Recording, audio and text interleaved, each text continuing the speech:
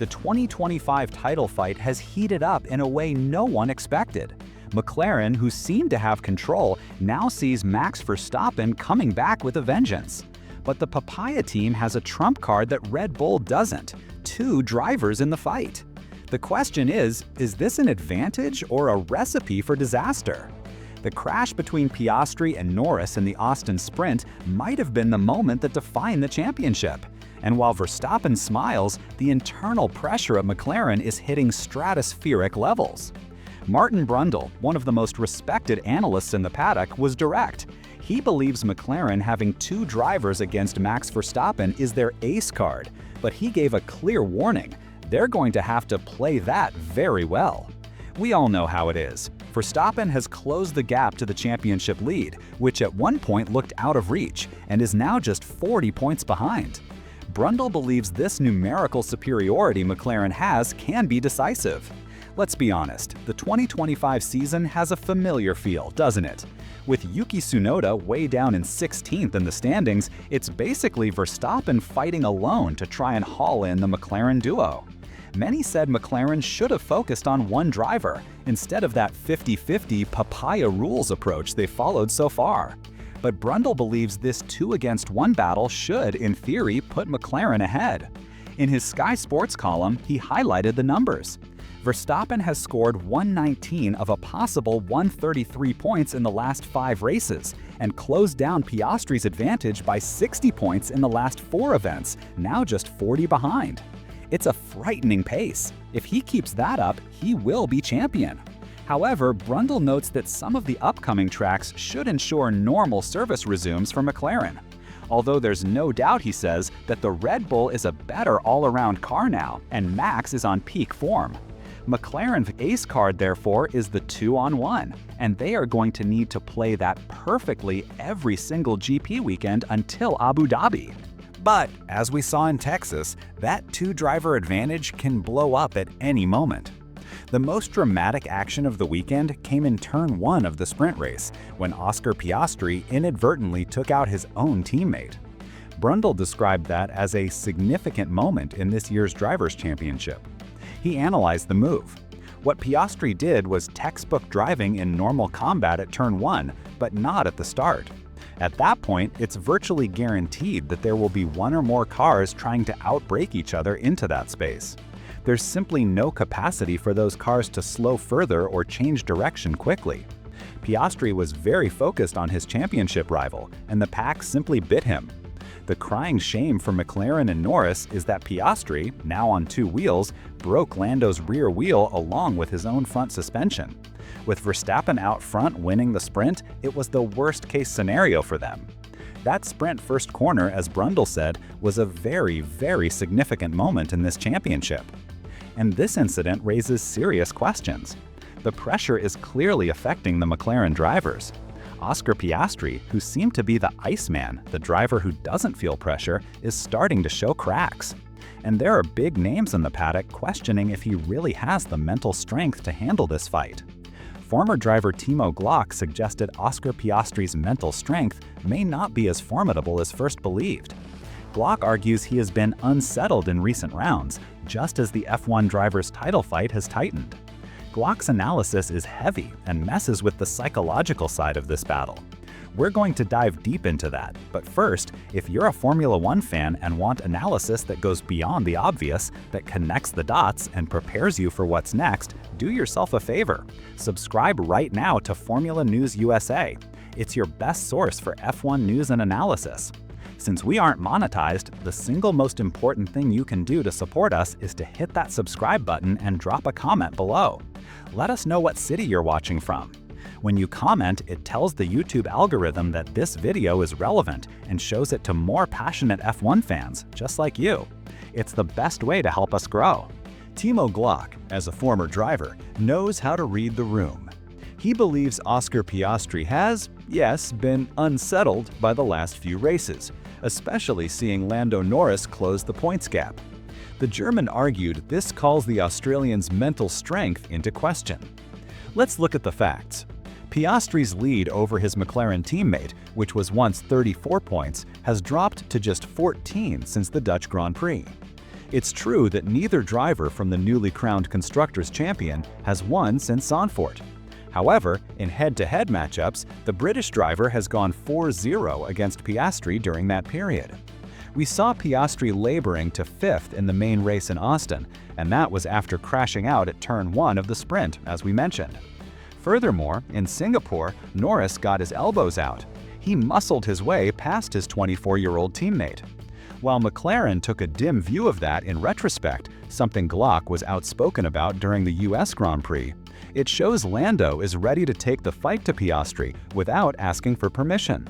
Speaking on Sky Sports Germany, Glock backed Norris's approach, saying, "In the position Lando Norris is in, as a teammate, you've got to show, mate, I'm here, I'm wide awake. That's important." However, when addressing Piastri, the 43-year-old was far less convinced, despite the widely held view that the Australian is unflappable and mentally tougher than Norris. Glock was blunt. The question is, what's happening with Oscar Piastri's mental strength?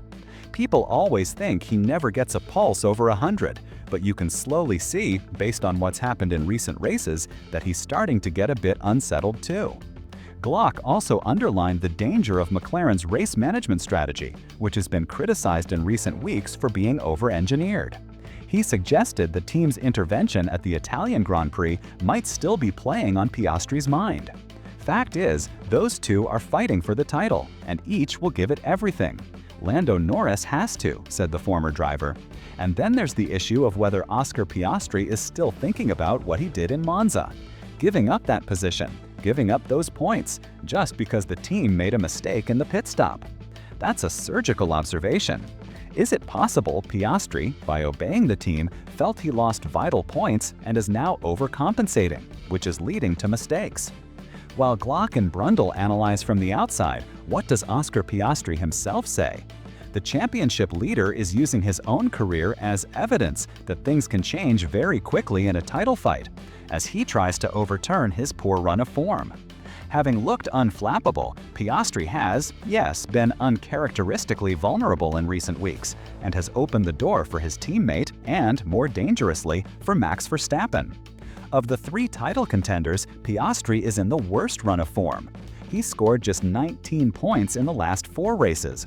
Let's compare.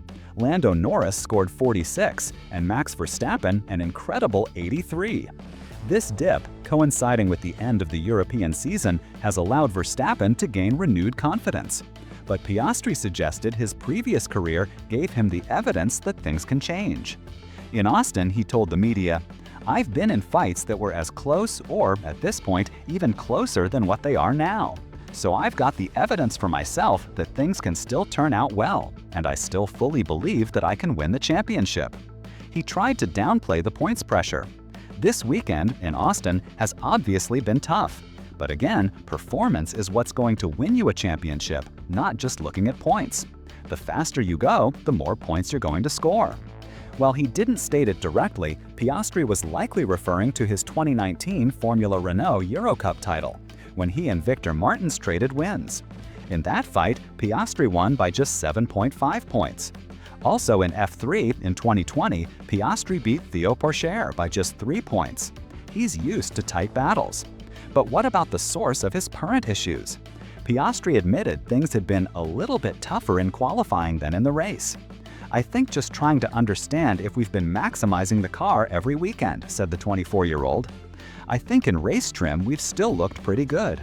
But in qualifying trim, it's been a little bit tougher for us. And this weekend, for whatever reason, I've just not gelled with the car at all. So that's the biggest thing, and the only thing you can do is analyze it." The pressure is visibly on Piastri. But what about the team?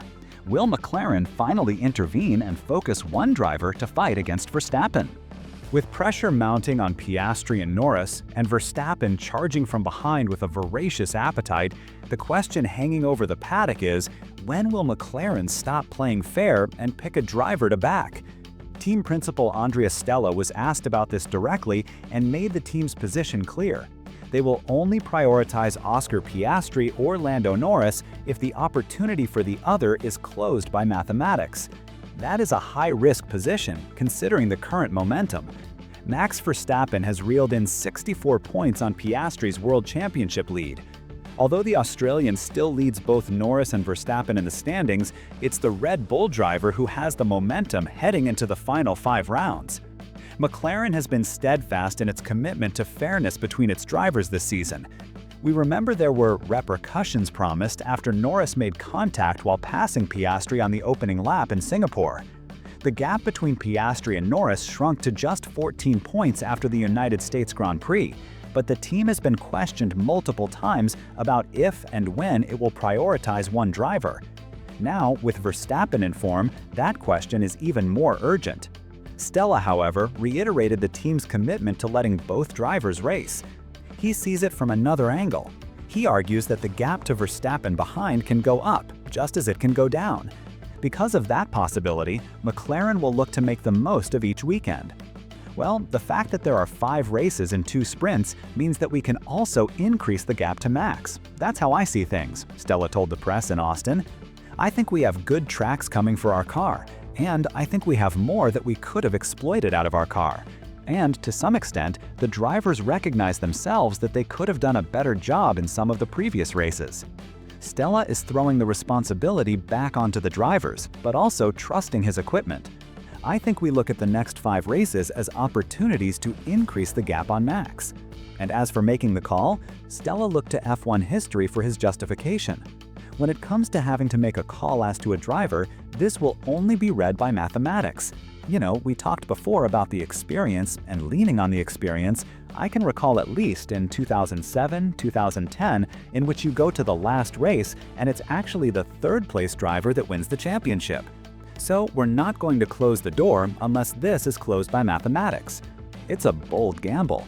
Letting his 2 drivers fight might mean they take points off each other, allowing Verstappen to close in. But also, as Brundle said, it's the 2-on-1 ace card.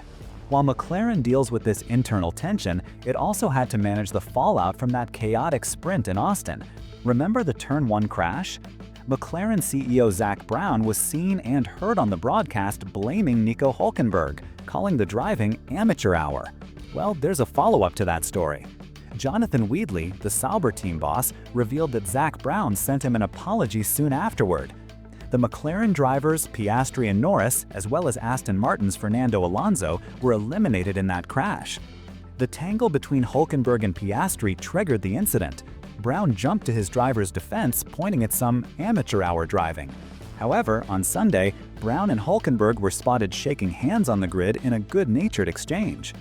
Wheatley told the backstory. Zak sent me an apology really quickly afterwards, and he apologized personally to Nico. This is a passionate sport. I love the passion.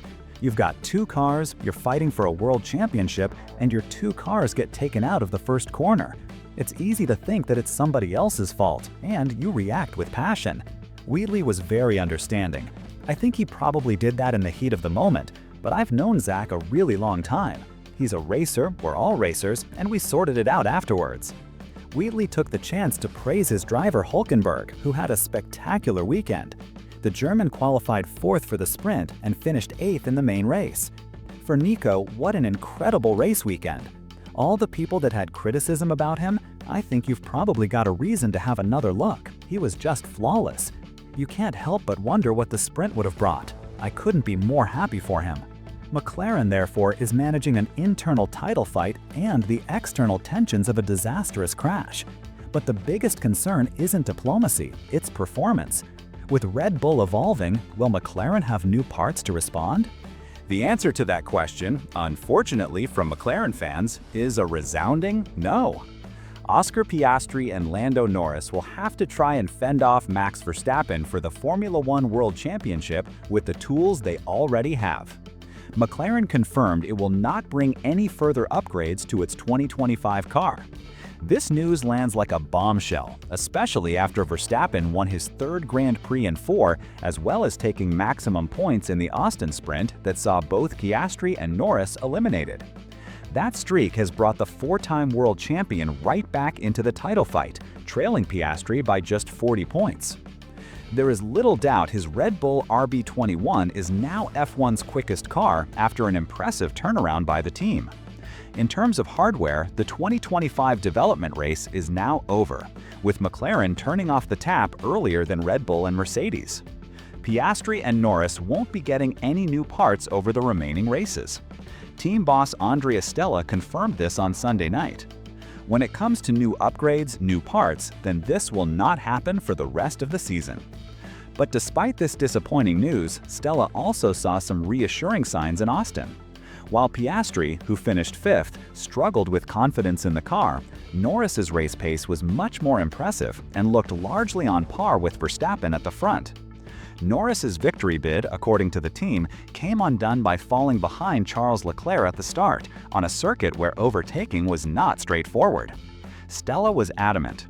In terms of the trend, today is a relatively reassuring race because I think, without having to fight with Charles, which was certainly an entertaining fight, I think Lando had the pace to win the race today. He went further. Obviously, he needed to gain the position, but performance-wise, I think we are reassured that the pace was sufficient to fight for the victory. Stella also blamed the lack of sprint data. Not having done the sprint race, after being taken out at the start, left the squad a little bit on the back foot from a setup point of view. In hindsight, they could see there was more performance they could have extracted. This confidence from Stella isn't just talk. He is genuinely upbeat about Piastri's and Norris's chances of fending off Verstappen. Although Piastri, in particular, has struggled in Baku and Austin, and Red Bull seems to have the upper hand, Stella doesn't want McLaren to take a defensive stance. He wants the Papaya squad to attack the next few races on the front foot, upbeat that McLaren can be on par with Red Bull. McLaren is still the big favorite for the penultimate race in Qatar, although it's easy to imagine Verstappen being ahead at the other remaining venues: Mexico, Brazil, Las Vegas, and Abu Dhabi. But Stella maintains the macro view. The fact that there are 5 races and 2 sprints means that we can also increase the gap to Max. That's how I see things. He insisted, "I think we have good tracks coming for our car." Part of that confidence stems from the fact that, as he conceded, McLaren hasn't made the most of its car's potential. We have more that we could have exploited out of our car, and the drivers recognize themselves that they could have done a better job. Stella concluded with the mindset he wants from his team. We have a large opportunity, and the outcome of this season is in our hands. It's not in someone else's hands.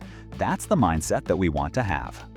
The battle lines are drawn. It's McLaren's execution, crisis management, and numerical advantage against Red Bull's development pace and Max Verstappen's relentless form. McLaren says the championship is in their hands. But what do you guys think?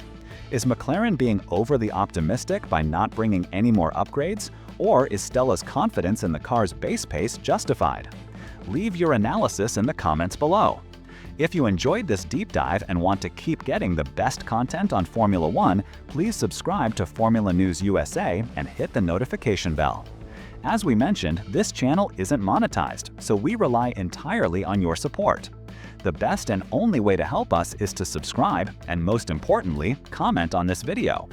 Every comment tells the YouTube algorithm to share this video with more F1 fans. It's how we grow this community. Thank you for watching, and we'll see you in the next one.